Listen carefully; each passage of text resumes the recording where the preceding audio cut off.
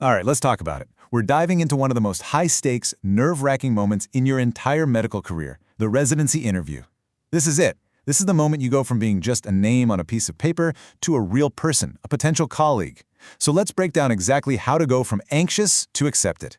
I mean, who hasn't felt this? You spent years getting ready, you know your stuff inside and out, but then they hit you with a question you didn't see coming and poof, your mind is just a blank slate. That feeling of panic is so normal, but it's exactly what we're here to help you avoid. Look, the key isn't about memorizing 100 different answers. It's about having a strategy. It's about having simple, powerful frameworks in your back pocket that give you structure when the pressure is on. And today, we are going to walk through those exact strategies. Let's start with the very first challenge you are guaranteed to face. The question that really sets the tone for the entire interview. So, tell me about yourself. Do not sleep on this question. You might think it's just a warm-up, but you'd be wrong. According to the American College of Surgeons, how you do in the interview is often the #1 factor they use to rank applicants. Your answer right here is your opening statement. It frames your entire story. So, how do you avoid just rambling or, even worse, just reading your CV out loud? Well, there's a simple but brilliant framework for this called CAMP. It's designed to make sure you give an answer that's sharp, compelling, and gives a complete picture of who you are. Let's break it down. You start with C for clinical. Talk about a key rotation or a patient moment that shows you're ready for day one. Then A for academic. Touch on your research or an academic honor to show you're intellectually curious. Follow that with M for management or leadership.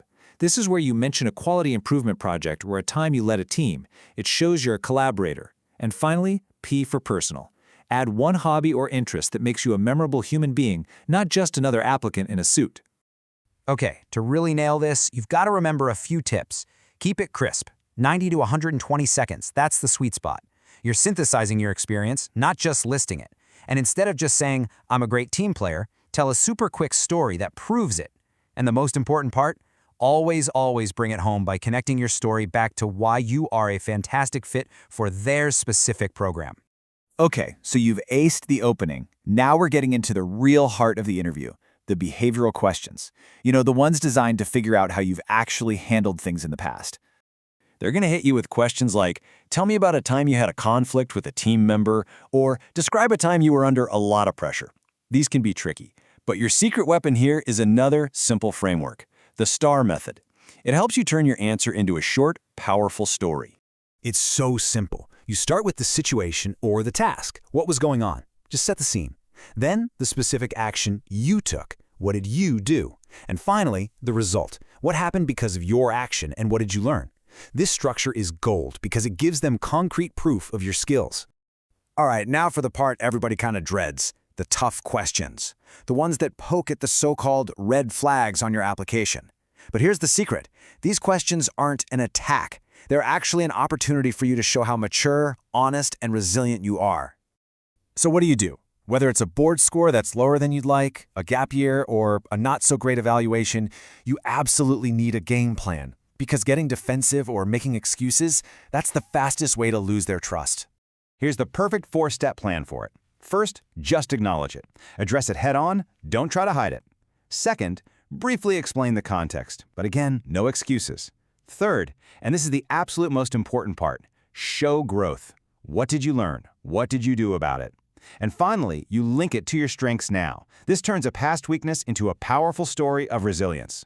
I mean, just look at the difference here. The before answer is all defensive, blaming other things. The after answer owns it, describes the concrete steps they took to get better, and shows real self-awareness. It completely transforms a negative into a huge positive about your character. So, we've talked a ton about what you say, but what about how you say it? Especially with so many interviews being virtual now, your nonverbal cues are basically under a microscope. This is the silent test, and you have to pass it. Check this out, because this is wild. Communication is overwhelmingly nonverbal. A whopping 55% is your body language, 38% is your tone of voice, and the actual words you say, that's only 7%. This means your posture, your presence. You can all speak way louder than your perfectly rehearsed answers. So let's run through a quick list of must-dos and don'ts. Do, dress professionally, head to toe. You never know when you might need to stand up. Do, set up a clean, well-lit, neutral background. And do, look at the camera, not at your own face on the screen. That's how you make real eye contact. Don't slouch or cross your arms. It can make you look closed off. And please, please, put your phone away and silence every single notification. Project confidence before you even say a single word. We're in the home stretch. The interviewer leans back and says, "So what questions do you have for me?" This is not the time to say, "Nope, I'm good." This is your chance to turn the tables and interview them.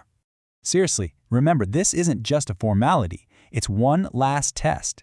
Asking smart, thoughtful questions proves that you've done your homework and you're genuinely trying to figure out if this program is the right fit for you.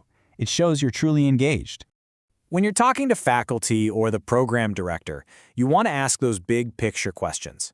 Ask them what they're most proud of, or what they'd change if they could. It shows you're thinking critically, and asking about things like feedback or research shows you're serious about your own growth as a doctor. Now, when you talk to the residents, you can get into the nitty-gritty. This is where you get the real story. Ask about the culture. Is it collaborative or is it super competitive? Ask about work-life balance, what call is really like, and if they feel supported. This is your chance to get that unfiltered, inside scoop you will never, ever find on their website. At the end of the day, your residency interview is a performance, yeah?